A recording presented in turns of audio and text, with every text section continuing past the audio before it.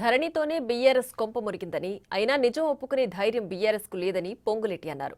రైతును రాజును చేయాలనే కాంగ్రెస్ లక్ష్యంగా పెట్టుకుంది. కాంగ్రెస్ రైతుల పక్షానే ఉంటుందని అన్నారు.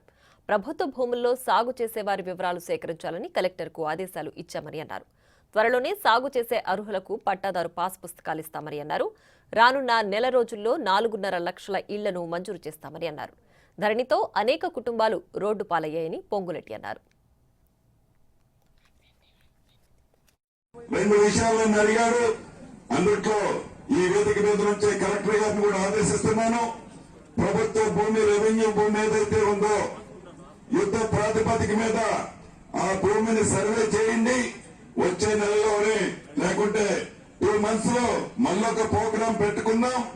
ఎవరైతే సాగు చేస్తున్నారో ఆ సాగు చేసే వాళ్ళలో అర్హులైన వాళ్ళకి తప్పకుండా పట్టాలిచ్చే బాధ్యత ఇందిరమ్మ రాజ్యంలో మీదే.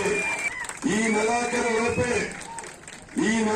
లోపే ప్రతి గ్రామానికి, ప్రతి నియోజకవర్గానికి ఏదైతే ఈ రాష్ట్రంలో 4,50,000 ఇళ్లు